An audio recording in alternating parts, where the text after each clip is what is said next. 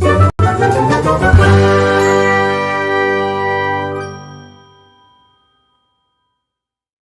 friends! Welcome back to my channel. In today's video, we're gonna bring back the weekend reading vlog, like Wagger It, I think that's what I was calling it. But basically, I have a long weekend. So for my long weekend, we're gonna be reading books together. Sorry, that looks better. We're gonna be reading books, and I'm gonna try to get from the start all the way to the finish line, which is way up here. And I have to be done by Monday, like afternoon. So let me get my little piece and a die and we can get started. Alright, roll. Oh, it's a 1. Oh, hearts. We got a 1, which landed us on the heart emoji, or the heart, picture of the heart. That, when I created that game, when we used to play it a few years ago, it was intended as a book. Like, I created this video a while ago, many years ago, like right up here or right here.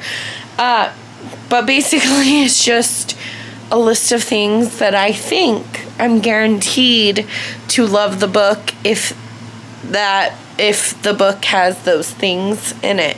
For example, one of the things that I talked about in that video is fake dating. This is a fake fiance type of situation. So I literally just started this a couple minutes ago. I'm like 20 pages in. It's fine. I don't have an opinion yet because it's like I don't have enough information. So I'm just going to be listening to this for a little bit. We're probably going to go to dinner because it's wing night. So we're probably going to go get wings because it's buy one, get one free for boneless wings. So that is dinner. But I'm going to get started on listening to this, and I'll update you when I've made some headway.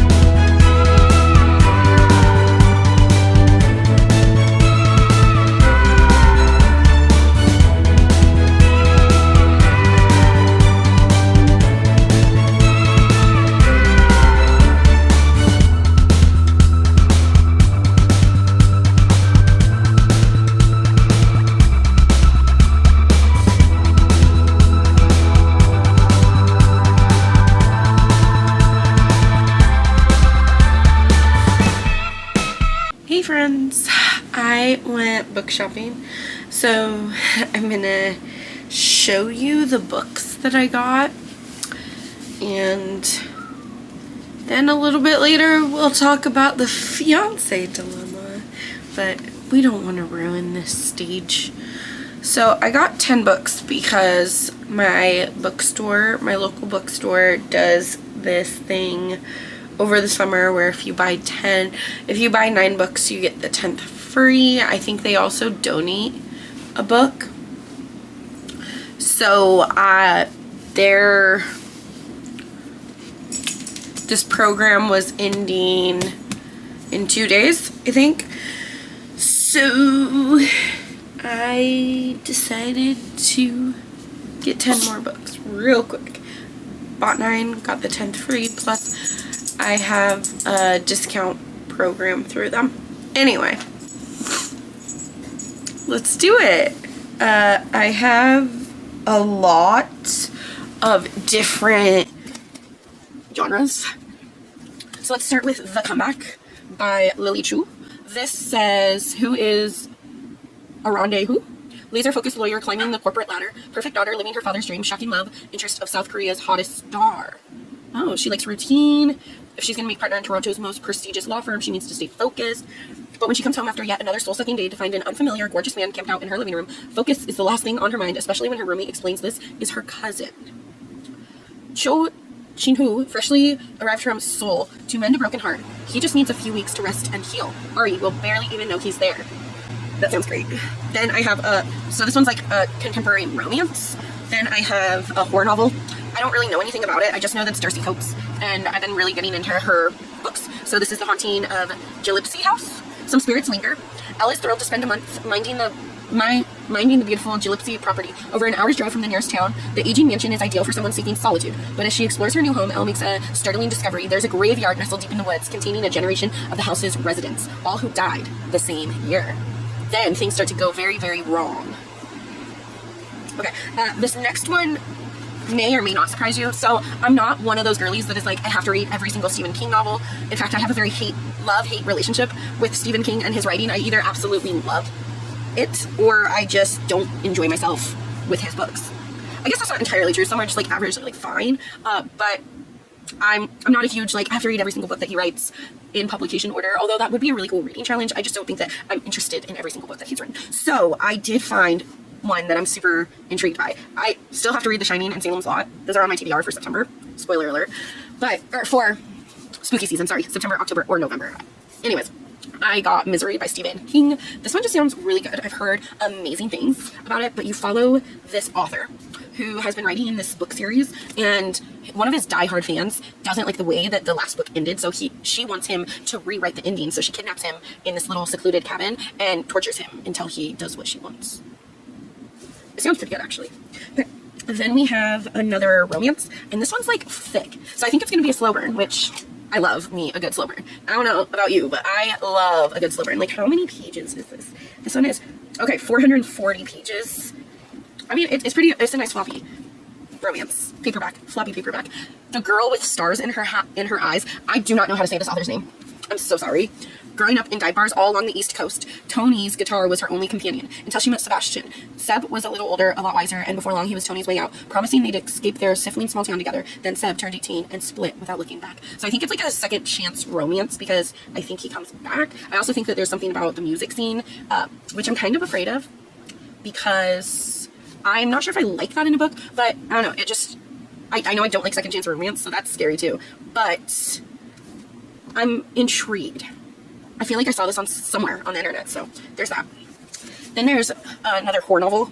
This is The Resting Place by Camilla Stein. I did not like the other book by this author, so I wasn't going to get this. It was like The Lost Village or something. I was not going to get this, but I read it and it sounds really good. So you follow this girl, a spine-chilling, propulsive psychological suspense novel from international sensation Camilla Stein. When Eleanor walks into her grandma's house and her grandma is being murdered. It's like a very gruesome, cruel murder. And she was like an eyewitness. Here's the thing, but she has face blindness, which is also called prosopagnosia. I don't know, it's a medical term. And I think that the killer knows, like, is trying to come after her now, but she has face blindness, so she doesn't recognize anyone. So she could be like next to the killer and not even know it. And that sounds so intriguing to me. Then I have another horror novel. This one is All Hallows by Christopher Golden. This one is about a group of teenagers, I think. Let's see. It's Halloween in 1984 in Coventry, Massachusetts, and two families are unraveling. Up and down the street, secrets are being revealed, and all the while mixed in with the trick-or-treaters of all ages. 4 children who do not belong are walking door to door, merging with the kids of Perminter Road. Children in vintage costumes with faded, eerie makeup. They seem terrified, and they beg the neighborhood kids to hide them away to keep them safe from the cunning man. Ooh, so it's like a Halloween type story. I think it might be a slasher, but I'm not entirely sure. But it just, I mean, that cover for one, but for two, it just sounds really good. So I'm hoping to read that around Halloween, you know. Then there's The Cartographers by Peng Shepherd. This, I'm a little nervous about, but I've heard amazing things. Again, this one's like, okay, it's only 400 pages, but it looks bigger. But it says, what is the purpose of a map? Neil's whole life and greatest passion is cartography. Her father, Dr. Daniel Young, is a legend in the field and Neil's personal hero, but she hasn't seen or spoken to him ever since he cruelly fired her and destroyed her reputation after an argument over an old cheap gas station highway map. But when Dr. Young is found dead in his office at the New York Public Library with the very same seemingly worthless map hidden in his desk, Neil can't resist investigating. Now I understand the library books. That's cool. The next one is one that I've already read. I just wanted to add it to my collection of books that I've read and loved. It was also recommended by a bookman's employee. But this is I'm Glad My Mom Died by Jeanette McCurdy, which is kind of interesting because I was just talking about this book with my brother-in-law the other day. But this is a terrifying, like, this is her biography, or her memoir. But it's like so terrifying and it's so sad and it'll make you feel things. I loved this book and that's why I own it now. But I read it, I listened to it on audiobook because Jeanette McCurdy narrates it. So I'm going to add that to my read shelf a little bit later. Then I have one that I'm a little scared of. This is The Reunion by Kayla Olson, because I think that this follows like actors that work together and they fall in love while they shoot a rom-com. I don't usually like following actors, but hey, I'm going to try it. Sometimes real life happy endings require going off script. And then the last one. This one is the most beautiful that I got. So I got Lessons in Chemistry by Bonnie Garmas. And the book is like the book itself. Super duper beautiful. It says, chemist Elizabeth Zott is not your average woman. In fact, Elizabeth Zott would be the first to point out that there's no such thing. But it's the early 1960s and her all-male team at Hastings Research Institution takes a very unscientific view of equality, except for one, Calvin Evans, the lonely, brilliant, Nobel Prize-nominated grudge holder who falls in love with all of the things her mind, true chemistry results. But like science, life is unpredictable, which is why a few years later, Elizabeth Zott finds herself not only a single mom, but the reluctant star of America's most beloved cooking show. And that's all that I want to know. I just think that this is such a beautiful book, and I have heard a lot of people talk about this, and they really, really enjoyed it, so here's that. And that's my little haul for you. I'll update you a little bit later on the fiancé dilemma.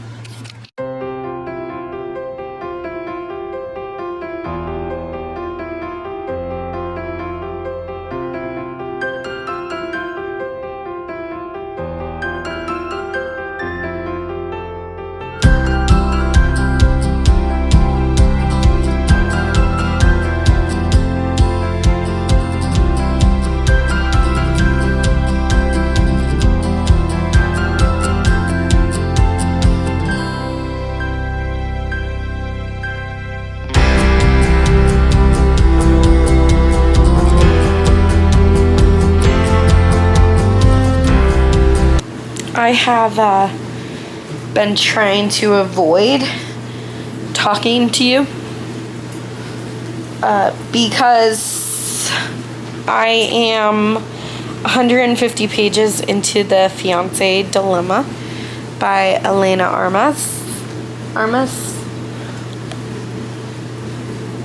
I don't like it. I don't like the characters. I hate See, I love fake dating, but here I don't like it. I don't care that her dad's in some PR fiasco, and I'm not entirely sure how her dating or like marrying someone is gonna help that, but whatever. I'm just super bored. So I went back and see, the problem is that it's more than it's boring me. It's more that I just hate the characters. And with romance, if I hate the characters, then I'm not gonna like it. And I don't understand their relationship. Like, that's her brother's best friend? I don't remember. I just don't understand them together. I don't like them. So then I went through and found The Long Game by Elena Armas, which is the first book in the series. It is like a companion novel series. And on Goodreads, it says 3.5 stars. I don't remember anything about this book. I remember that the main character in here is like really a rich, spoiled brat when she first meets the love interest, the soccer coach. Although he's not really a coach, but he becomes the coach. And I thought it was fine. I don't know why I gave it 4 stars or 3.5 stars. Like, it's probably just a regular 3-star, but that's fine. It's fine. I'm gonna be DNFing the fiance dilemma because I'm not excited to read, and I'm not really, I'm actively not enjoying it. So I'm going to put both of these on Pango Books. So I'm going to sell both of these. And a little bit later, we'll take my next turn to see what my next read is.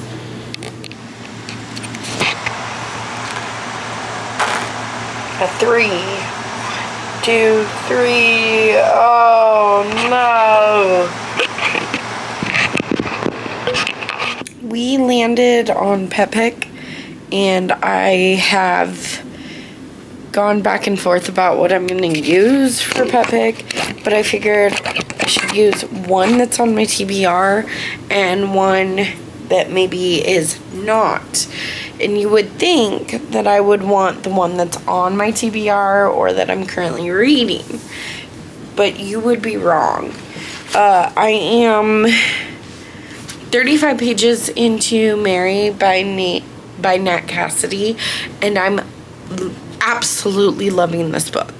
Like, I know I'm only 35 pages in, but these are long pages, and the text is real small, and each chapter, like, it's not a fast read. It's a very slow, tedious read, and I'm absolutely enjoying it. I don't want Jelly Bean to pick this one, because then I have to read it faster just to get through it.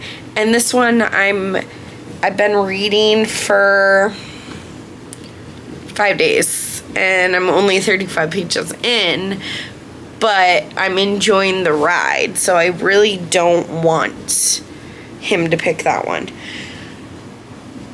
Then I was thinking that I would pick another horror novel that is on my spooky seasonal TBR from the challenge that Cassie from Covers with Cassidy is doing. So Crossroads by Laurel Hightower. It's very short, so I'm kind of hoping that Jelly Bean picks this one. It's 110 pages. I think I could knock this out today. Probably. But it's a horror novel about grief, and that's all that I really know. So these two are going head to head. I'm going to try and set this up in such a way that he doesn't see, but he's puppy guarding me right now. Out there. Jelly, get out there, come on. Come on, get out there. Jump. Jelly Bean, come on, right here. There we go. Oh, yes. He picked the small one. Oh, thank you, Jelly. Yes, thank you, baby. You picked a good one this time, baby. Good job. He's looking for more. There are no more. I finished Crossroads by Laurel Hightower, and I'm conflicted because it was very emotional, very sad. It definitely made me cry, and there's some like Pet Cemetery vibes. So if you know, you know. However, the writing was good. Everything was good, I guess. It was fine. I just am struggling with what to give it because I don't think that I like horror novels about grief. And this is very much about grief. It's emotional. because you follow this woman named Chris who has lost her son. And I'm not going to really tell you how he dies because this is such a short book. I feel like that might be a little bit of a spoiler. But, like, it was fine. I'm probably just going to give it 3 stars. I just don't think that I'm going to think about it much, really. I know that's sad, but I kind of feel like it's forgettable. Oh, I feel super harsh because it wasn't a bad book. It was actually really good, and I get where Laurel Hightower was coming from and what she was trying to do, and it made sense linguistically, but I don't know. I just don't think that horror novels about grief are for me. And I see some books on my TBR cart that are horror novels about grief. So I think the next time that you see me, I will be going through all my horror novels to see if there's any more about grief. I'm never super impressed. Like, it was a good book. It was fine. I don't know. I just don't like reading the horror novels about grief. Yeah, I can't really explain it any other way. So, I'm going to find all my books that have all my horror novels that are about grief, and we're going to take them off the shelf a little bit later. It turns out I don't have a lot of grief horror because I'm pretty sure I already realized that I don't like it, but yet I bought a couple more. So I'm going to be selling Crossroads by Laurel Hightower because we read it and it was fine, but it's just not my type of horror. And since I don't think I like any kind of grief horror, I'm also going to get rid of Let Him In by William Friend. However, with this one, I know that Gabby read it and Gabby liked it, but I do know that Gabby and I don't agree on a lot of horror novels so far. I'm kind of more new. I mean, I can't keep saying that. I've been reading horror for a couple years, but she enjoyed it, but I'm afraid I won't because it's grief horror, so I think I'm just going to put both of those on Pango maybe tomorrow. And then I think I'm going to get rid of Campfire by Sean Searles too. This was supposed to be read in June. It's now September. And I haven't read it. And I'm afraid that's going to read too young adult for me. So I don't think I'm going to like it. So I think I'm going to unhaul that one too without reading it.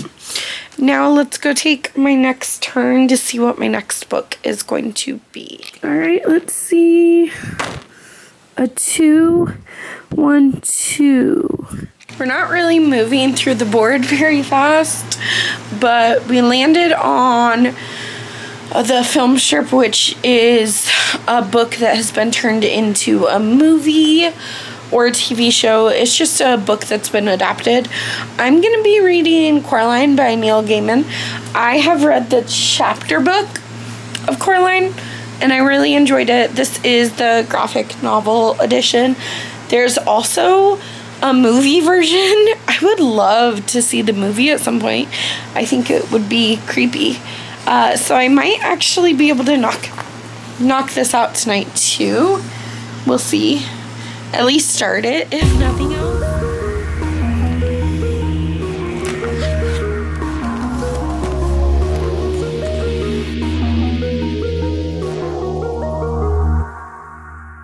Alright, we finished Coraline, just like you heard. So let's take our next turn. I'm probably gonna pick my book tonight, possibly, depending on what the prompt is, but I'm not gonna really start it or finish it, I don't think. Oh, I finally got a 6. Like, I've really just been getting low numbers, so I'm happy with the 6. 1, 2, 3, 4, 5. Oh, 6. Good morning, friends. So last night we finished Coraline, and then I took another turn. I never actually picked a book for that, so we're gonna do that now. The Goodreads space was intended as okay, you just finished this book, let's read something similar, or the last book that you gave 5 stars, go check and see if there's books that are recommended to you in that section, and see if you can like borrow it from the library, or if you have it on your shelves or whatever. So what I'm gonna do is I'm gonna pick a few books that I gave 5 stars this year, and I'm gonna see, because I really want to read my physical TBR down. I guess if I own it digitally, that's cool too, because then it wouldn't be on my digital TBR anymore. I explained that really terribly, but basically we're gonna look at the last 5 5-star books that I've read and pick a book that hopefully I already own, either physically or digitally, to put on my TBR next. There you go. I don't know if you can actually read that, but the last book that I gave 5 stars was The Eyes Are the Best Part. I have a copy hopefully coming to me. I'm not your final girl with 5 stars, but I don't think it's a poetry collection, so I'm not sure if I'm gonna have anything. The Paradise Problem, I think, was 4 stars, but I'm still gonna keep it. I really did enjoy Pen Pal. Not in Love was really, really good. I really like the Matthew Perry book, but I'm not gonna click that one. I also don't read nonfiction, so there's that. I didn't really like any of these. The Switch House was my favorite of this grouping, but that might be it. Yeah, so how many is that? 1, 2, 3, 4, 5. Oh, okay, so that's the 5 that I said I would get. So Not in Love. Okay, I did give this one 4 stars, not 5 stars, but that's so good. Readers also enjoyed The Paradise Problem, definitely. Have not read any of those. I'm not really interested in Ashley Poston anymore. The Rom-Commerce, I actually have that one. Okay, I did really like Funny Story. I have Rom-Commerce, but it's on my audiobooks, so that is a contender. There's Just for the Summer. I loved The Game Changer. I might have The Game Changer too. I have to check. Then I think that might be it. The Dixon Rule. Okay, I do have the Roll book. It's also an audiobook. I think that The Game Changer is a physical book. I think I just got it. The Fiancé Dilemma I did not like. I didn't really like Happily Ever After. It was not my favorite. One Star Romance is one that I want to read, but I don't own it yet. Okay, so we're done there. Then Pen Pal, I gave 5 stars. Okay. Readers also enjoyed. Okay, I have read Brother. Brother was real messed up. I gave it like 3 or 4 stars. Seed by Anya Alborn. Ooh, see, I have this one on audiobook, Stolen Tongues. The Intercepts is one that I'm interested in. No idea what Seed is about, but it is one that I need to read eventually. I hated The Troop. I feel like Womb is an extreme horror, and I'm not sure that I'm ready for an extreme horror. I did really like Sour Candy. I read that this year. Playground is one that I've heard really good things about. Oh, I'm currently reading this. I own it for Mary. Okay, that's an option. But see, I don't really just want to finish Mary really quick just to finish it. I'm enjoying the slow burn of it because it's creepy, but it's very slow burn. There's not a whole lot going on except for the atmosphere, and the characters are really making it like horrifying. Then there's the other Nat Cassidy. Okay, those are there. Then let's see, The Paradise Problem, I gave 4 stars. Okay, like I said, for the Rom-Comers, I already have Love. Just for the Summer, I've read Funny Story. I need to get a copy of Funny Story, but I have read it. I really liked it. Really liked Non-Love. I need to get a copy of it. Expiration dates, interesting. Have read Happily Never After. So, oh, Listen for the Lie. No, I have read that, but I didn't love it. Okay, I'm Not Your Final Girl. Poems. I don't think there's going to be anything on this list that I really like. It's probably going to be a bunch of poetry. I haven't heard of any of that. Maybe I'm bad. Huh. Yeah, I haven't heard of any of these. Driving in the Dark, a short story. Interesting.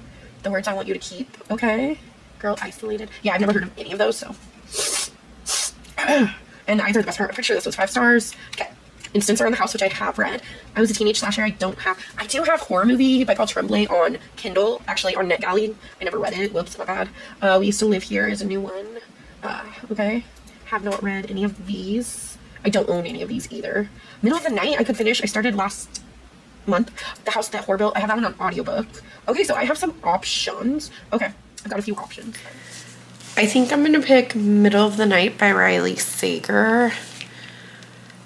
Mainly because, like, I started it, the prologue was really good, and then I got like 25 pages into it and I kind of just put it down. I don't know why. It's not like I was hating it, but I think I'm going to see if my library has the audiobook so I can listen while I read it physically. And then maybe I can get some housework done and things. But yeah, I'm going to check that. And then I think I'm going to get started on reading Middle of the Night by Riley Sager. He is like an auto-buy author for me. And this one follows Ethan, whose best friend Billy went missing when they were kids. They were having like a slumber party, a camping slumber party in Ethan's front yard. I don't remember. I think it might have been the front yard. And when Ethan woke up, Billy was gone and there was a slit in the tent. And that sounded really good. And I don't know why I didn't continue it. So let's do this.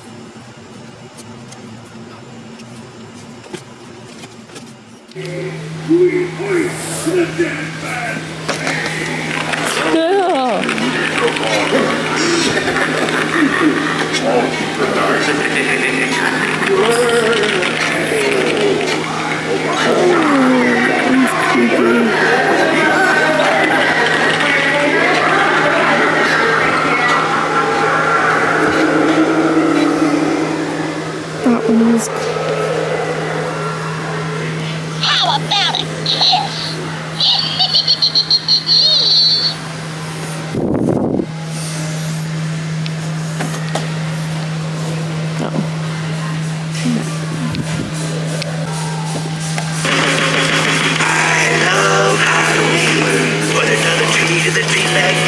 These Bluetooth Reapers can play any song from your Bluetooth phone or device. Just pair to one Reaper, choose a song from your device, and watch and listen as they move and flash flashlights to your music, and you can even connect missed the really more of creepy these one. oversized blockers, Yeah. and they'll Can play I show you? together as a band. Okay, this one And set them legitimately on your scared me. porch, put them on your favorite Halloween playlist, and Come here. out for the entire neighborhood. Oh, that's kind of cool. That's kind of cool. No, it's so creepy. Oh, I don't like that one. Put that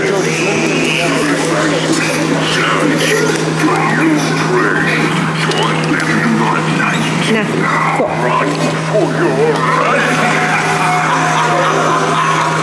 I like him too, but that other one was really terrifying actually. Whoa. Hi.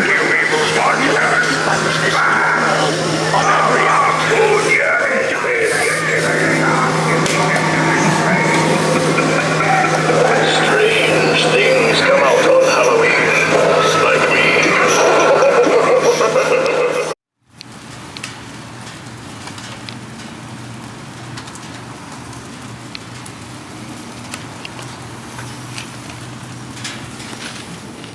It's storming outside and Jellyman is scared.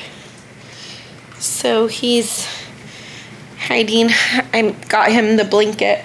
I'm not cold, but I got him the blanket so I can lay next to him and finish listening to Middle of the Night. I did not update you halfway through. I only have like an hour left of the audiobook, so I'm gonna finish it and get back to you on my thoughts of Middle of the Night.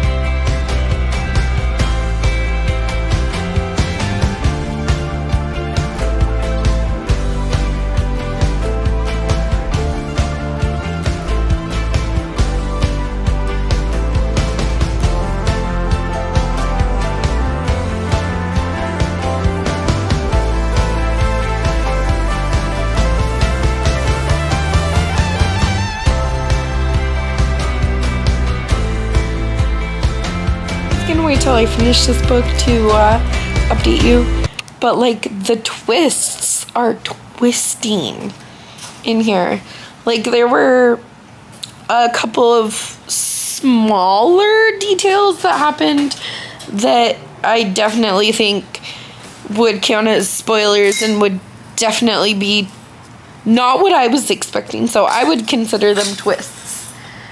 But oh my god, there was something that happened in chapter 27, but I can't tell you what it is. You know, if you've read it, then chapter 27 at the end, then that's like, that's the what? I was listening to it and I'm like, wait, what? So I had to go check it out, but oh my gosh, I was not expecting that. And maybe if you were expecting that, then you're way better at catching clues and making predictions than I am. But oh my gosh. I mean, You guys just wasn't a swamp here, but now it is. Comes out. That's how long it's gonna be for us. It's actually all the way up to our siding. And then meanwhile, this is where it gets tricky because I need to measure again. That was not that hard because eventually it gets a little bit trickier. A little trickier. I think that's the next thing to do though. But just tie this off and measure it from that side over.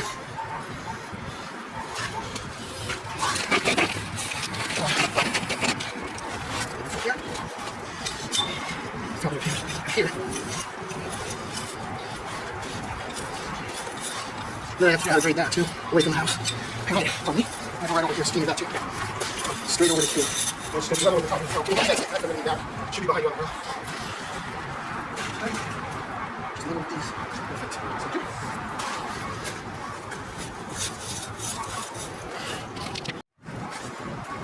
Okay. That's what we need to cut out. And then obviously across here. I guess I need to leave this one too so no one's going. Oh, good. That one? Yeah. I'll start this way. And the dirty's going to pile up here. So we're ready to go. Side of the angle down heading across. Exactly 2 inches from where I'm at. Where this way. Yeah, about 2.5 inches. That's fine.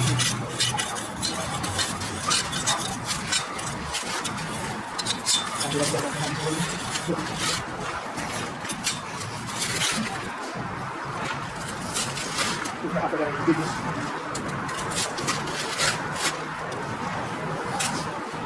last one to pull up too well.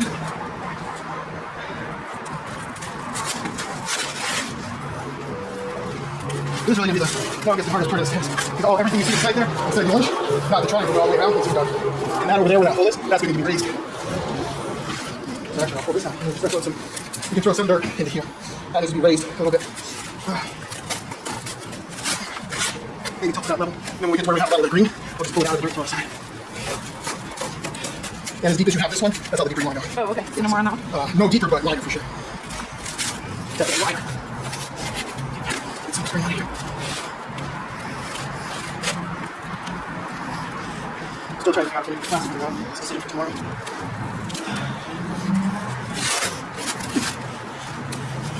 Hopefully it doesn't pour again. Flood my dug area. Now. I went way too deep. You went too deep? I did. That's alright. We'll be filling it in there. Now I need to start taking it out of the hole. Finished Middle of the Night by Riley Singer. And then I went and did some yard work with the hubby. I'm a little overheated, so I'm taking a small break, but I'm gonna go out there and help some more after this and after I get a drink because I'm real thirsty. But Middle of the Night by Riley Sager. Wow. For some reason, like, I had been reading it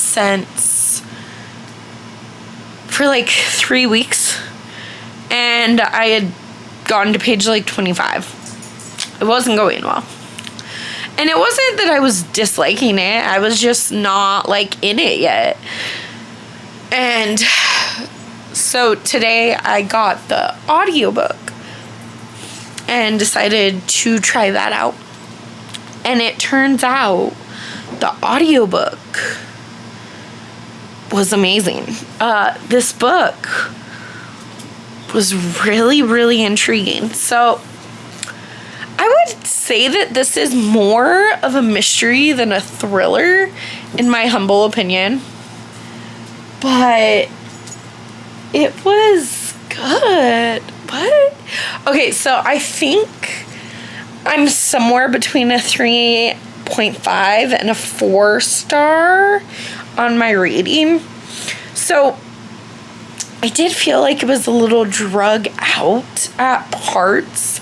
And I was just like, okay, kind of like, But generally, I really thought it was good because you follow Ethan, whose best friend, Billy, was kidnapped when, like, 30 years ago.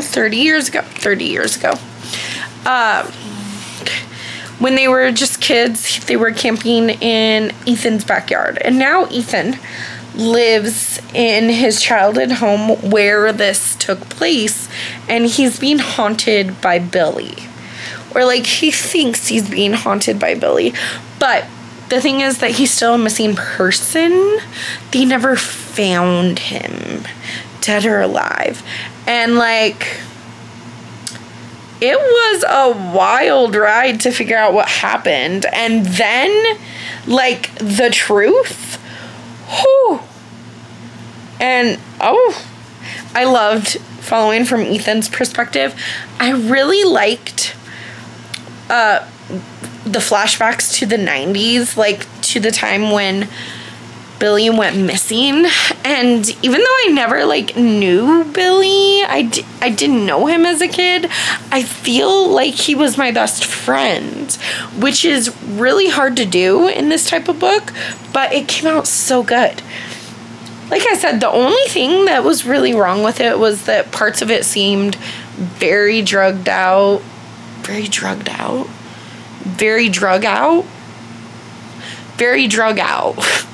It just seemed unnecessary for different parts. My mind was just blown because I had suspects, but I wasn't expecting that. And then I was thinking about it, and like, I kind of should have been expecting that because they kind of, like, Riley did a really good job of foreshadowing that. If you read the beginning of the... Never mind, I can't tell you because then you'll just guess. But this was a really good mystery. So, would I consider it more mystery or thriller? I mean, there were definitely thrilling parts, but I feel like it was more like a mystery. Kind of like The Last Time I Lied by Riley Sager. It's more of a mystery.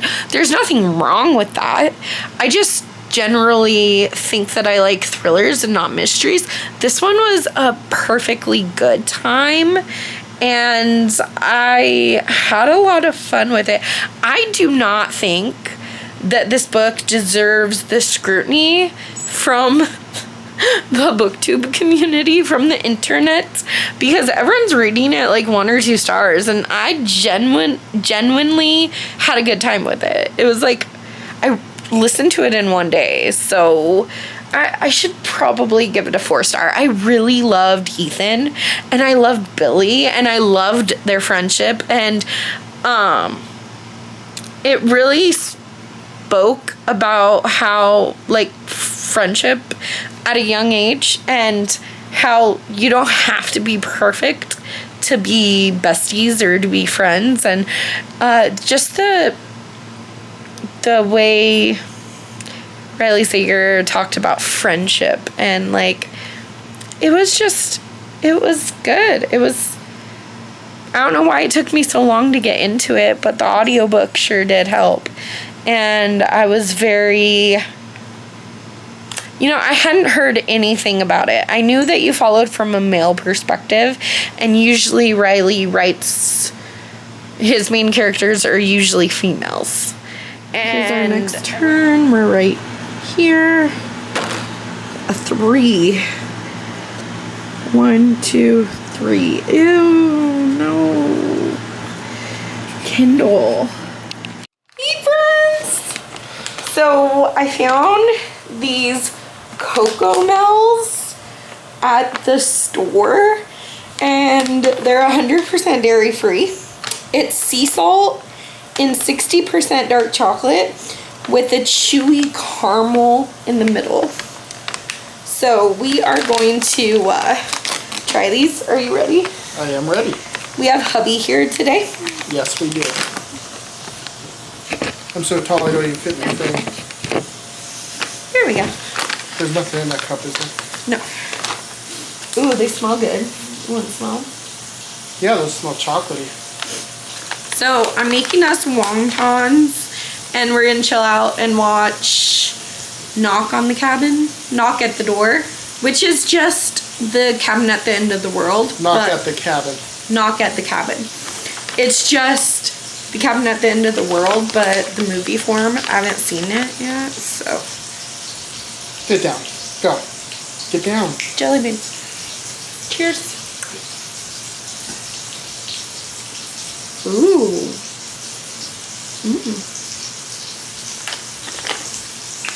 That's pretty good. That is really good. I wasn't sure because they were $8, which is a lot, but I like the saltiness, the chocolate. Pretty good. I would eat more of those. Not right now because you're making dinner, but I would eat more of those. I better hide them.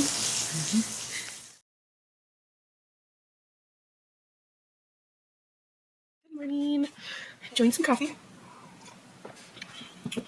Also, if you're a Prime member, then you get First Reads, which is their monthly Kindle pick.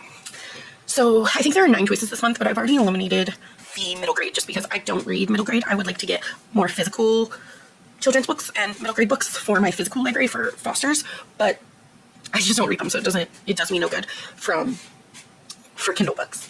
So my first option is Bad Reputation. In this web-smart workplace romance from the author of Chick Magnet, a former teen star and an accidental intimacy coordinator have a plan to fix their images, and falling in love would ruin everything. I'm not sure how I feel about a former teen star. Usually those are not my jam. But Cole's reputation as Hollywood's favorite himbo no longer suits him. His fans can't separate the real man from the character who played on a soapy teen drama decades ago. But that's going to change with Waverly, the hit streaming historical romance series. Maggie hates her own notary. Fired for directing a divisive play, Maggie takes her fight against censorship public. When Hollywood comes calling, she becomes the new intimacy coordinator for Waverly, but it's harder than she imagined to focus on the job. I'm not sure. Let's see what else there is. The next one is a memoir called The Second Shot, a Green Barrett's Last Mission. The riveting true story behind an unsanctioned rescue mission in the jungle of the Philippines, engineered by former Green Berets and unlikely American hero Jinyu. I'm sure that's great, but I don't want to read that one. Our next choice is Remember Me Tomorrow, a missing student, a singular investigation, a new romance. Every bit of it is a mystery and a delightful novel of cosmic twists by the author of How to Win a Breakup. East House is the oldest and least desirable dorm on campus, but it has a draw for lonely university freshman Eliza Casman, Jay Hogue, the hot and brody student who vanished from East House 5 months ago without a trace. It's irresistible to an aspiring investigative journalist like Eliza. I'm so sorry, I don't know how to pronounce her name. But when she starts receiving texts from Jay, the mystery takes an unexpected turn, to put it mildly. His messages are coming not only from Alize's own dorm room, but from the past, only weeks before he disappeared, sharing space, if not time. Alize and Jay are living the impossible, and they start working together to prevent his inevitable disappearance, causing a terminal paradox that could blow up the universe in a risk they're going to have to take. Interesting. I don't know. So far, it's probably going to be Bad Reputation, but I'm not really a Hollywood. I don't like following actors and things from Hollywood in my books, which is funny because in movies it's cute, or it's okay. It's not my favorite, but it's okay. But I don't know about Remember Me Tomorrow. Okay, let's see. There's still a few more. This one is a historical romance. Historical romance or historical fiction. I'm not entirely sure. I don't think I'm going to pick this one because I don't normally like historical books, but let's see. This one is called Hill of Secrets. In a desert outpost, nuclear scientists and their families face the toll of secrets they keep from the world and from each other in a gripping wartime novel. Okay, I'm already going to tell you, no wartime novels. Can't do it. So that one is a no. Okay, this next one is a mystery thriller. A thriller, it looks like. The Usual Silence. A psychologist haunted by childhood trauma must unearth all that is buried in her past in this twisting, lyrical novel of suspense. Psychologist Arles Shepard treats troubled children, struggling with each case to recover from her own traumatic past, much of which she's lost to the shadows of memory. Having just set up a new kind of treatment center in the remote Ardenark wilderness, Arliss longs to heal one patient in particular, a 10-year-old boy who has never spoken a word, or so his mother Louise believes. Hundreds of miles away, Cass Monroe is living a parent's worst nightmare. His 12-year-old daughter has vanished on her way home from school. With no clues, no witnesses, and no trail, the police are at a dead end, fighting a heart that was already ailing and struggling to find both his marriage and himself alive. Cass turns to a pair of true crime podcasters for help. That one sounds amazing. That one might be the winner. I'm going to look at the other three. I think one of them is a short story, though. But that one sounds like it has the most potential for me to like it. It's also the longest of the three so far. The Alias Network. This is also a thriller. I usually love thrillers, so let's see. The Alias Network. Mr. and Mrs. Smith meets political thriller. Okay, we're done. I don't like political books. Don't like any kind of political. Can't do it. Okay, The Anti-Heroes. Two best friends, stalled and dissatisfied, change the course of their lives in a wildly funny novel about facing your fears to the extreme. Once upon a time, Dr. Emily Nichols, the academic kind, not the physician kind, was in Go Crusader, who was shot with water cannons, hunted by poachers, and chased by a bulldozer. That kind of sounds fun. Now, Action Emily lives in a bland condo with gray walls and teaches disgruntled students at a university alongside a risk allergy boyfriend, asking herself every day, how did I get here? Then one afternoon, Emily and her best friend, people-pleasing real estate agent Liv Bennett, witnessed an attempted robbery at their local coffee shop that is foiled by a yoga mom wielding a baby stroller. Their hero attributes her bravery to a mysterious class called Fearless Inc. It's an enigmatic, dizzily muscular instructor, Zeus, is now fully committed to helping Emily and Liv overcome their fears too, one thrilling self-help lesson at a time. Ooh, that one just sounds cute. Okay. So I'm going to get rid of Bad Reputation, and I'm going to get rid of Remember Me Tomorrow. So it's The Usual Silence or The Anti-Heroes, or this one is a short story. This last one is When We Were Friends. A riveting story about friendship that turns ugly when a woman realizes her new best friend is not what she seems. It's literally 44 pages. So here's the thing. Sometimes the short stories get offered as a free add-on. So if I get it as a free add-on, then I can pick it as my second choice. But if not, then Anti-Heroes or The Usual Silence. It has like the memory loss trope, which I love. It's also like missing kids. But this one, The Two Best Friends, like, that one just seems fun. So do I want a fun one or do I want a thriller? Here's the thing. More than likely, I'm not even going to read it. That sounds really bad. But I get super excited to pick them. And then I pick them, they go to my Kindle, and then like they go to my Kindle to die. Because I have 300 books on my Kindle that I haven't read. So let's see. I think I'm going to go with The Usual Silence. I think that sounds, yeah, read for free. I'm going to go with the thriller just because it sounds really, really good. And then we're going to talk about some things. All right. Last night, hubby man and I had movie night. We watched Knock at the Cabin, the movie that is actually the movie version of The Cabin at the End of the World by Paul Tremblay. It makes me want to reread The Cabin at the End of the World because I thought The Cabin at the End of the World was one of my favorite horror novels, but there's a lot in the movie that I don't remember, so I'm thinking that maybe M. Night Shyamalan just went a different direction with the movie. I don't know how I feel about it. I think I really like the book because of how divisive it is, and that's why a lot of people hate the book, sorry. I don't know. I might want to reread it now. But I think that it went a completely different direction. Let me know. I don't know. Anyways, then we watched The Proposal, which has Ryan Reynolds and Sandra Bullock in it. Ryan Reynolds had such a baby face in that movie, though. But it was the second time I've seen that movie, but my husband had never seen it, so we watched that. It was kind of funny, and it's just like your quintessential rom-com. And then, before, I don't know, I got Kindle on my game board, and I started a book last night and I finished it today. So I started Spring Fling by Laureline Page, I believe. It was bad. I gave it 1 star. It was only like 110 pages, so I don't really want to tell you much because I don't want to spoil it. Just know that it's really just a contemporary about this woman that is hanging out with and sleeping with this guy, and then she ends up going on a date with someone else, and there's like no happily ever after. I think that it's the first in a series. There were 6 books in the series, and because I absolutely hated this book and I was so bored, like this doesn't have to exist. I don't care. I was really bored. I also just didn't care at all. So I unhauled all 6 books off of my Kindle. So that's pretty good, I think. But no, I didn't like it. So I guess we'll have to take our next turn. I might go get the game and set it up out here because hubby is still asleep. We're gonna pick our next read. 6. 1, 2, 3, 4, 5, 6. Alright, so our next roll landed us on goals.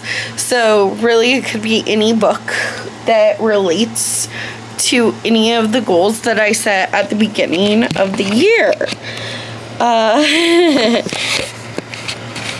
I decided, because I haven't thought about the 24 books that I'm supposed to read in 2024 in a while.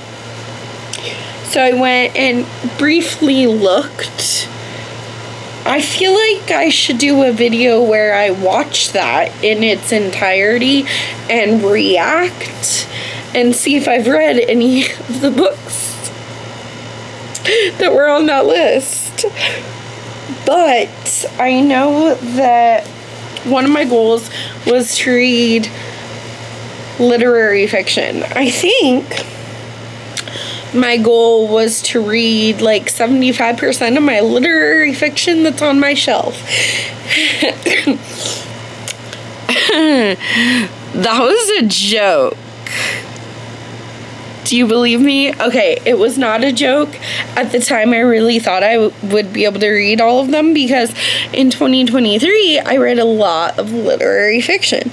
I did not. It is September, and I have not read even one literary fiction book yet. I think that I was really burnt out on literary fiction. I love it, but it takes me a lot of brain power and a lot of emotions to get through literary fiction, especially emotions, because I'm an emotions-driven person, and literary fiction usually gets super emotional. So, I'm 90% sure that this specific book was on my 24 books I need to read in 2024. So, Mary Lou is Everywhere by Sarah Elaine Smith. I don't really know a whole lot about this other than I'm pretty sure that it is a literary fiction. And when I heard about this book, I really thought that it reminded me of the Bryn Greenwood book, All the Ugly and Wonderful Things. I don't know for sure, but that's what I'm going into this one with. I'm getting scared that I'm not going to finish this weekend reading vlog, and that I'm going to have to take an extra turn in October. But we're going to...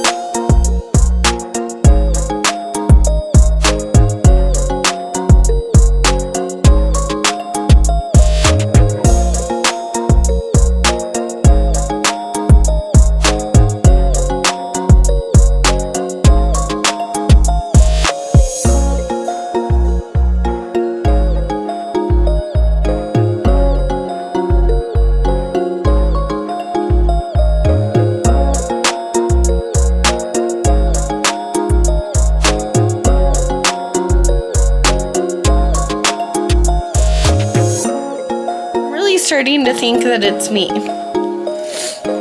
Like, I really think it's me because I hated this too. I don't understand the title.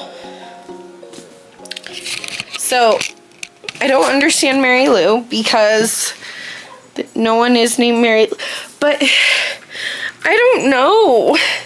I don't understand it. I didn't like it. But you follow... I just read it. I can't remember her name already. Cindy.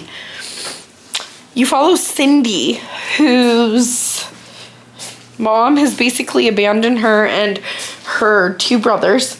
And she's basically in charge of them. Like, has to take care of them. And then...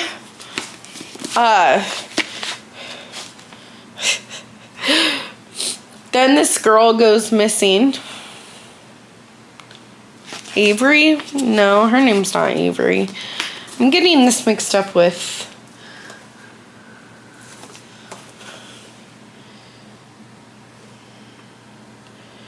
the Inheritance Games. Jude. Her name is Jude. Hey, Jude. Jude goes missing.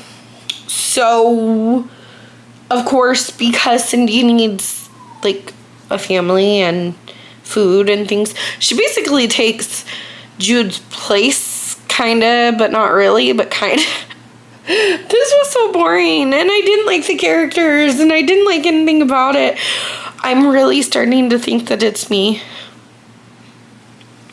Because I've been in, like, a little bit of a funk. So, I'm starting to think it's me. Let's see what my next read is going to be. This one I'm hoping to get on audiobook, though. So that I can help my husband in the backyard and clean some things. I gotta I'll show you my dirty little secret. That's been in there for like 5 days. Oh, and also, these are all clean. Those need to be put away too. So I'm hoping to get an audiobook. This one was a really easy read. I like their writing style. I'm trying really hard to find positives, but in general, I just didn't like this book. I'm sorry. Alright, let's see my next turn. A 5. 1, 2, 3, 4, 5. Okay. A romance. I am participating in the read along of Abby Jimenez and her entire everything she's ever written. And I just so happened to have The Friend Zone by Abby Jimenez, which is the first book in the Abby Jimenez world. I have it on audiobook. So I'm going to start this on audio and get some cleaning done. Maybe help my husband with the yard when he gets home. And see how far I can get in here. Oh my gosh. I'm not certain that we're going to be able to finish this in a day, though. Not this book. This book I can fly through. Even though, like, it looks chunky, it's not. It's really easy read. So, I'm going to start the audiobook for The Friend Zone and get to cleaning.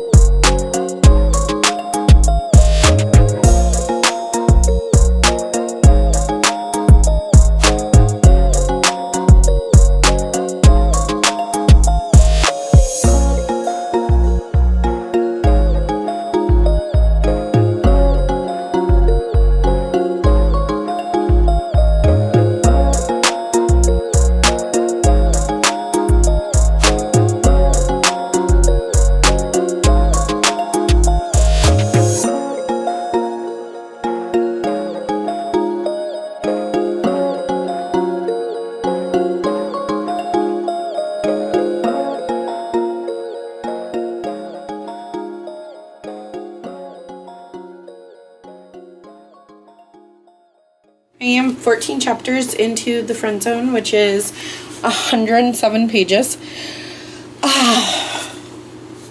This is such a breath of fresh air. I'm really, really enjoying it. I forgot how much Kirsten reminds me of myself. Kristen, sorry. How much Kristen reminds me of myself, because So you follow Kristen, who is in a relationship with Tony. I think his name is Tony. And they've been in a relationship for 3 years, but they've always been long distance. And his military career is coming to an end, so they're going to be moving in together. But Kristen has now met Josh. And, like, it is kind of weird because, like, I absolutely hate cheating in books. And there is no cheating, I promise. They never cross that line. They're just getting to be really good friends. But sometimes I'm like, well, would I do that with my best girlfriend or just my husband? And I'm like, But it's not like they do anything. They don't ever cross that friendship line. But Kristen has this infertility problem, so she can't get pregnant. Or, like, it'd be very, very, very, like, unlikely for her to. And that is something that I've struggled with my entire life for medical reasons. And I just feel very similar to the way that she does. She's like, I'm not even going to tell him. I'm not even going to bother even trying because, like, I know it's not possible. And that's, like, the negative side of having an issue like that. Because there are always ways, you know. There's, like, adoption and fostering, and there's IFV, but that's super expensive. There's other options, but she's kind of just totally shut down to that. And she's like, I'm just gonna stay with Tony because logically we get along and he doesn't want a family and I can't have a family, so I don't want a family either. And I think that she's really actually interested in Josh, and I know that Josh likes her. And it says relationship status, it's complicated, and I don't remember that the first time I read this, but this is such just, I think I might have been partially in a slump, I don't know for sure, but this is very just it's making me super giddy. And this book has so many layers. Abby Jimenez is so good at writing romance novels that have so many layers. So it's not just like a feel-good, happily ever after romance. There's real life issues that they're dealing with. And so far I'm just really enjoying this. So I'm going to pop in my earbud and go outside and help my husband with the yard. We're trying to create a deck, or not a deck, like a patio area. And, yeah, I'm gonna go help him. The boyfriend's name is Tyler, not Tony. I am late to the party, but Rescues and Reads is doing Slayer Fest all of September, so I'm joining last minute. It is September 1st when I'm filming this. This won't come up for a few more days, but it is September 1st right now while I'm finishing the friend zone, which will be done soon. And then I have to actually code.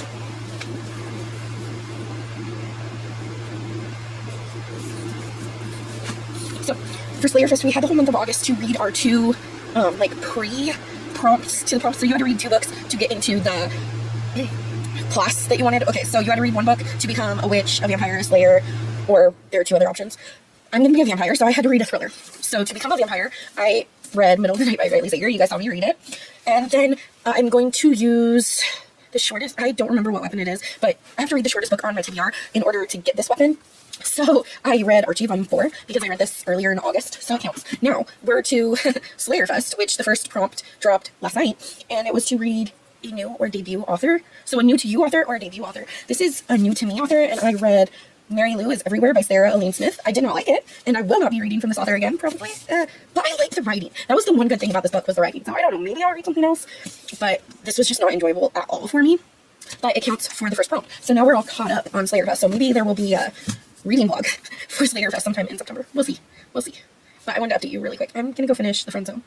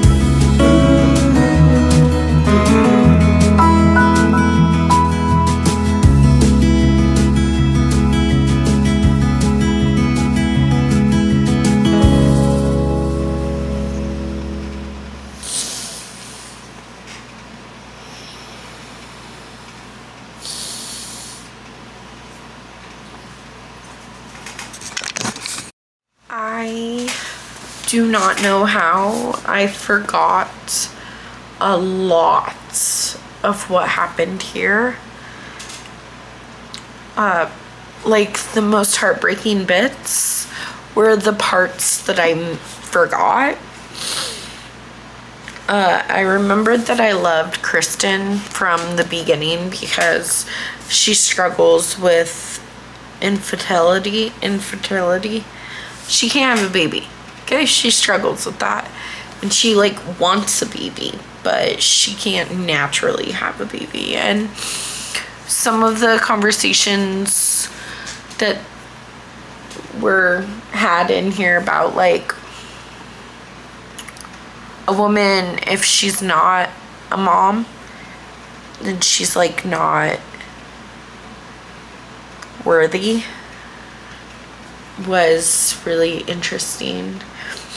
And like she basically was punishing herself because it would be very, very difficult for her to have children. Like naturally, it would be really hard. And so she like punishes herself and she's like, well, I don't deserve anything, so whatever, and whatnot. But I love this. Like I said before, Abby Jimenez can write a romance like no other author, but it's not just like a happily ever after and like all like goodness and amazing things. Like those books are fine. Those books are good too. But Abby Jimenez, she writes real, raw, emotional, heart-wrenching books that have a romance in it. Oh my god, this was just... I went back there and it was so good. Like, I love everything this author has written, but to start over and revisit an old favorite was just so nice. So let's go see what my next book is.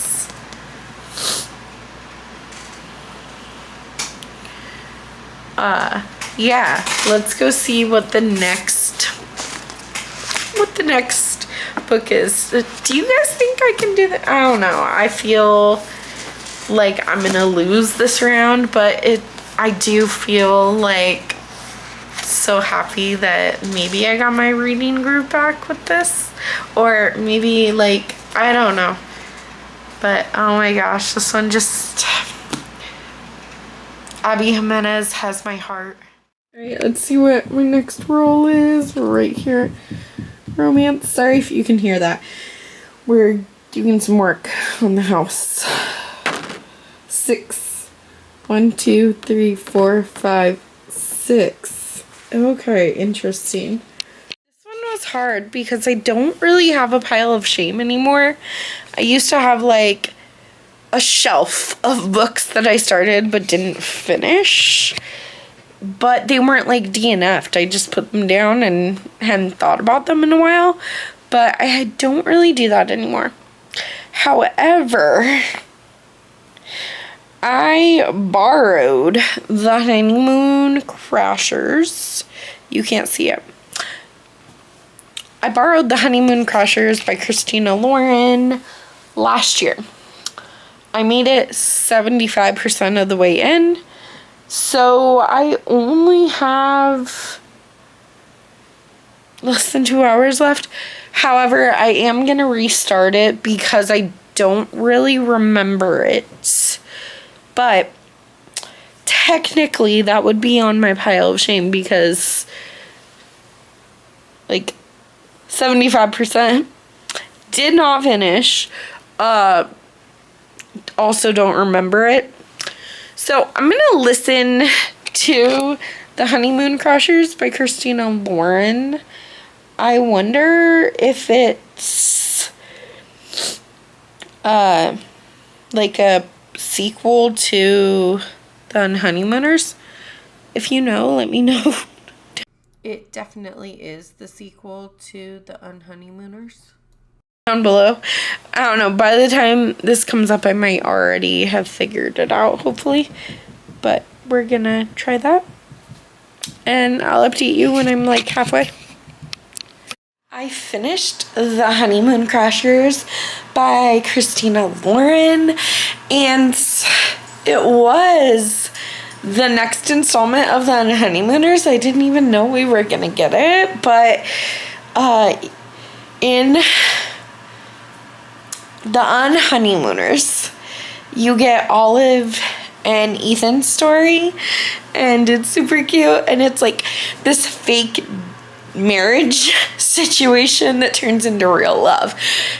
In The Honeymoon Crashers, Ethan and Olive are going to Malibu again to get married, and then Amy is Olive's twin sister. She's like, no, I want to come and I'm going to plan everything. So she goes to Malibu, and she's like, her sister's like, okay, we'll plan my wedding, but her sister kind of keeps pushing this guy on her, and she's like, oh, well, both of you have to plan the wedding. And then, Amy finally got her like happily ever after, because in The Unhoneymooners, Amy did not get her happily ever after, but she did, and it was really sweet and really, really cute. Let's go take our next turn to see if I can win this game. I don't think I'm going to, but I don't know. Let's just go see. Alright, I mean, we're getting kind of close, so maybe I can do this. Let's see. A 6. 1, 2, 3, 4, 5, 6. Okay. Okay, seasonal read. Hey friends, I am gonna go to bed. Don't ask me how early it is, because I'm not gonna answer that. But I might read some more of The Cartographers by Ping Shepherd. So we landed on seasonal read, and it's kind of like transitional between summertime, which is all about romance and good times and fun, and fall time, which is just spooky vibes, and yeah. So I combined the fun. This is kind of fantasy. It's mystery. It's mystery fantasy, although I don't know how it's fantasy yet. And I am 80 pages, 78 pages into the book. So we have been introduced to Nail, whose dad, it kind of seems like she had a really bad relationship with her father, and he like fired her and kind of stopped talking to her 7 years ago. But the reason that he fired her from being a cartographer was because he's like, oh, that's just an average map, you need a better map. And he ended up keeping the map that got her fired, and I'm not entirely sure why. I also, like, even if I knew, I probably wouldn't tell you, because I'm 80 pages in. The setup is interesting. It's really weird so far, but I think I could read another. Oh, can I get to part 3? Part 3 is 120 more pages. Probably not, because I am getting tired. But I'm in part 2. I'm 80 pages in, so I'll let you know tomorrow when I finish it. The setup is kind of slow, a little bit repetitive, but it's not bad. I'm intrigued and I want to know what's up with the maps. And I never really thought that I would be the type that was like, ooh, give me a story all about maps. I am nervous that I picked a very large book, and tomorrow is the last day of the weekend, so if I do not finish the game tomorrow, then I lose. But that's okay. We're gonna continue to read this. I'm listening to the audiobook as I read it physically. That is helping a lot because the writing is, I don't want to say it's dense. It's really not. There's a lot going on, but it's very wordy. It's very world buildy. And like it takes place in our world, but there's something extra going on. And I am intrigued for the mystery part of this book. So I'm gonna go finish it or read some more and I'll update you tomorrow. I am 170 pages into The Cartographers by Peng Shepherd. I'm really bored. I'm very bored. I feel like it's too drug out and I don't really care about the mystery anymore. Like, it was intriguing at first, but I think it's like 170 pages is not that much, but when each page is so small, like the writing's tiny and there's a lot of words, then it seems like a lot. I still have so much work to read, and I don't know if I'm gonna finish it. Like, part of me kind of just wants to DNF it right now because I'm not enjoying it. I don't have any enjoyment anymore, but part of me feels like that's a cheap shot, DNFing it. But like, I'm not enjoying it. I can see how other people might enjoy it, but I'm so bored by the mystery that I don't even care anymore. Like, part of me is a little intrigued as to what was going on with that map and everything, but I don't know, it just feels like a fantasy adventure for adults. But I'm not a fantasy girly. I wish I was interested in the mystery portion. I wish it would just make me keep going. I'm not though. So what I'm going to do is I'm going to listen to the audiobook until I have 3 readathons that I'm trying to participate in September. I also last minute decided, hey, I'm going to try the 30 books in 30 days challenge. So I have a lot of things that I'm going to try, but I want to like set up a TBR for those 3 readathons. So there should be a video already out with those 3 readathons that I haven't made yet for the TBR for those. Of course, I'm late to the party because it's September 2nd, but you know what? I don't care. I'm still going to try it, and I think I'm going to listen until I have to film, and maybe I will come back and let you know what I'm thinking. Maybe I'll be more intrigued, but the mystery is just kind of boring me. I wish something was moving the plot more along. It feels very character-driven, and usually I'm okay with character-driven books, but this one just bores me. I'm sorry. I'm so sorry. I finished listening to The Cartographers by Peng Shepherd.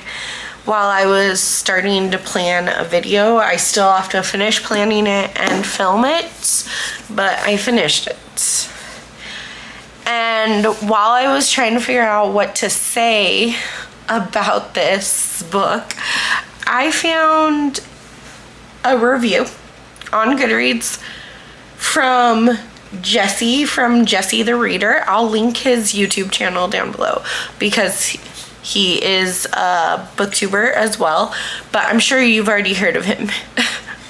But I'm gonna read what he said because it basically hits the nail on the head for me as to how I was feeling about this book and how I was struggling with it. So he like took the words right out of my mouth and put them on Goodreads 2 years before I read it. But anyways, here, I will tell you what it says. I have a weird experience with this book, as I was pushed and pulled back and forth between love and distaste. There were a lot of elements brought in at the start that had me pulled in and excited for what was to come. At first, I was loving this. Let's see. But things eventually took a turn, and I was left confused and very underwhelmed. there were bits of the story that were structured so strangely and threw me for a loop, and I also felt like a few plot developments didn't make sense to me. And that is perfectly aligned with how I was feeling. I was like, Jesse, you are so right about this book. And it's a shame because it is actually a really interesting cover. I will be selling this on Pingo Books, but I'm gonna give it 2 stars, and I'm not really going to put a review, but if you want a review, read Jesse's review from Jesse the Reader.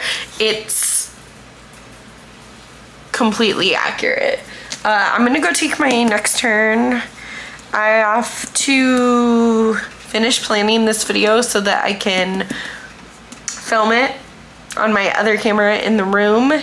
So let's go see what could be my last turn. Maybe this was my last turn. I don't know. We're getting kind of close, but I also need to be done by, like 8 hours. Like 8 hours to finish. Can we? Oh, maybe I'll get to the end. I don't know. Okay, let's go see. All right, let's see. A 5. 1, 2, 3, 4, 5. Oh no. Okay. Okay, so we landed on Out of My Comfort Zone. So for Out of My Comfort Zone, I'm gonna go with Mrs. Wickham by Sarah Page. This is a Regency romance, and I have read one historical romance. No, I've read 2. I really liked one, and I really didn't like the other, and I'm really scared of historical fiction, so I'm going to be listening to that while I finish planning and getting the books for my video that I have to shoot later on today. I will update you probably when it's over because it's only 2 hours. It's not cheating. It's really on my TBR. It's on Audible. So I'll update you when it's over, or when I have to film, whichever one comes first. Okay, I changed my mind because apparently Mrs. Wickham is from Pride and Prejudice, and Pride and Prejudice is still on my TBR, so I don't want to spoil myself or anything. I don't know if it will, but instead I'm going to be listening to 1984 by George Orwell. This is a classic, which is definitely outside my comfort zone usually, but it's also like a dystopian type future, and I don't know, it sounds pretty good. So let's just pretend I didn't say I was gonna read the other one. This one's a little bit longer though. I mean, it's only like 4.5 hours via audiobook, but I'll probably get all my stuff. Like, I have some books over there. I don't know if you can see it on the floor.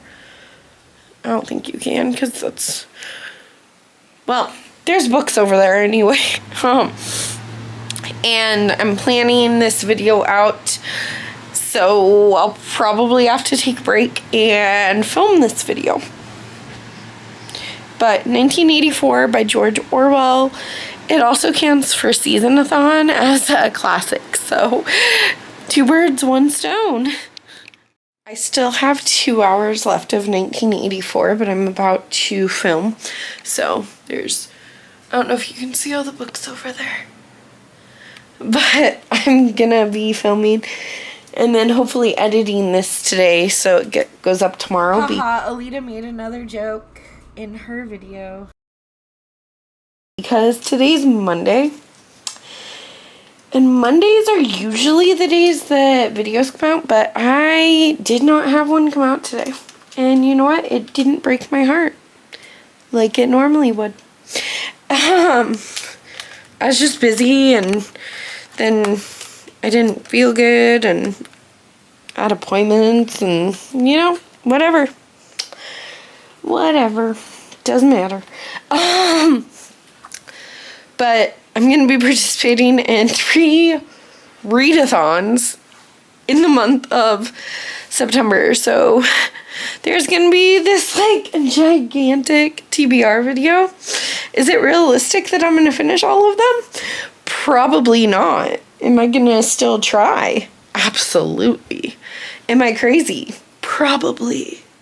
But that's okay. I'll update you a little bit later. I'm going to take a break from reading or listening to the audiobook. That's reading. It doesn't matter. To film this video, and I'll get back to you if and when I finish that book. I'm really enjoying it though. It's like all about Big Brother and censorship and like, oh, it's really good. I can't believe I've waited this long to read 1984. I need to get a copy for my collection unless in the next 2 hours, like, I really stop enjoying it, but I can't see that happening, knock on wood. I've been filming, and then I joined Mel's reading sprints. I finished 1984 in reading sprints, and I liked it so much that I bought a copy off Pango Books because I did not know I would like a class. I mean, I do like some classics. It just takes so much brain power for me to choose to read them. I know, that sounds terrible. But my thing fell down because I was over here, you know, filming and things. So, this was out of comfort zone. Oh yeah, this was out of comfort zone. So I'm gonna do that. We're gonna take what could be our last turn. Otherwise we land on mood read and I lose this chapter. I mean, I have like another couple hours before this has to be done, but I just want to get anything above a 2. If I get a 1, then I have to pick another book. If I get anything else, then I won. So let's figure it out. Okay. Yay! 1, 2, 3, 4.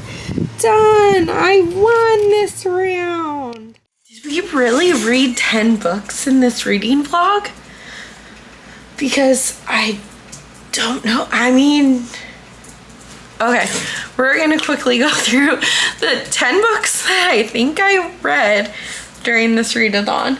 The first one was We All Fall Down by Natalie D. Richards. I own that one digitally.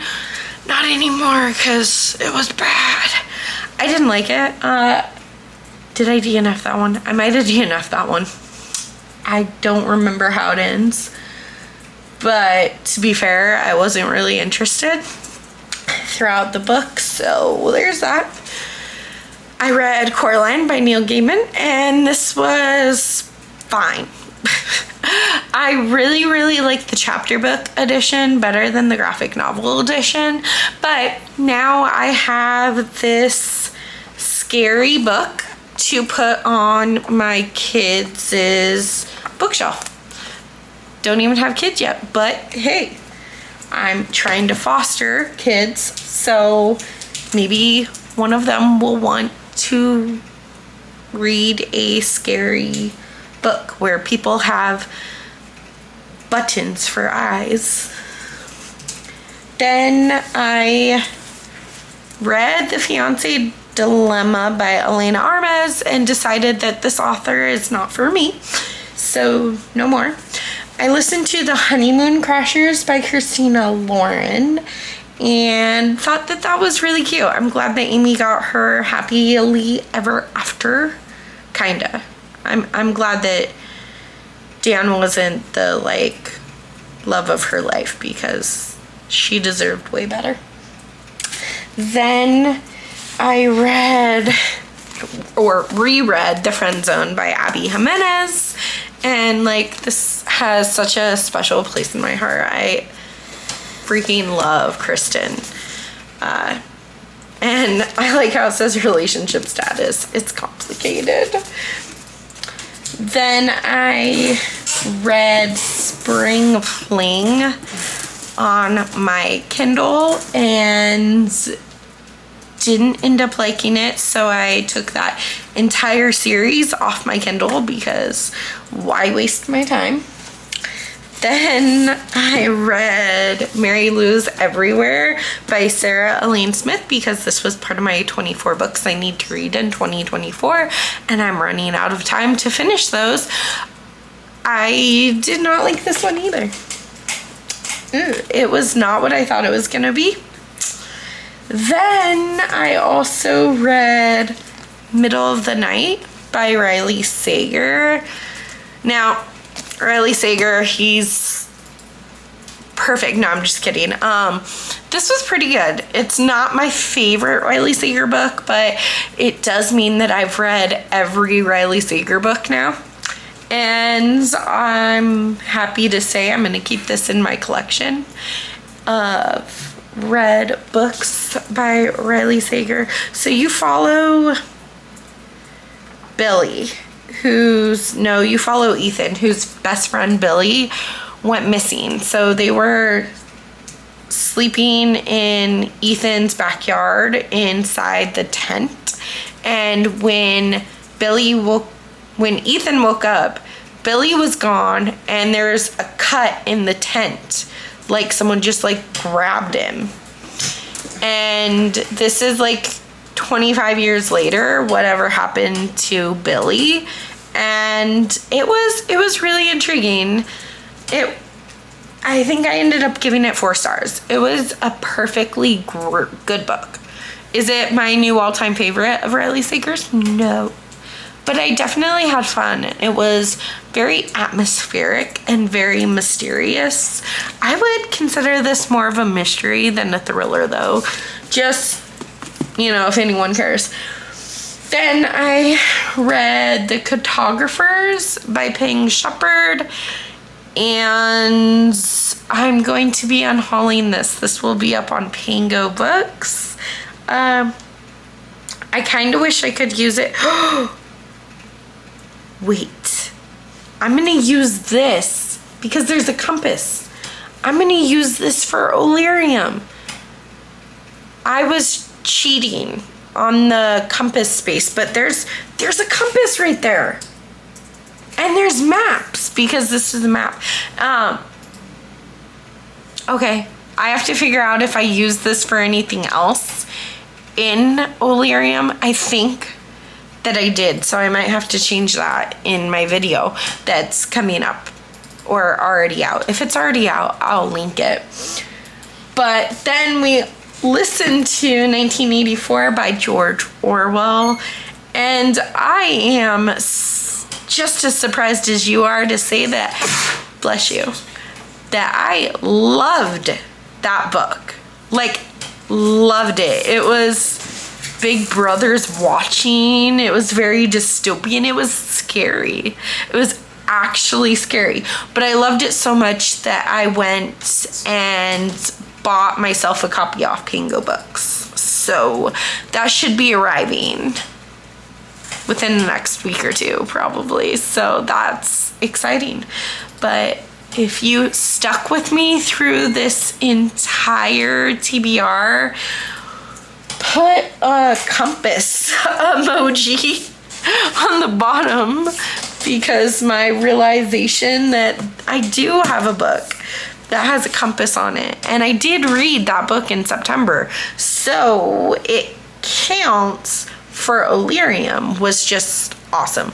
Don't forget to smash that like button and subscribe to my channel if you're new around here. I'll catch you in the next video. Bye.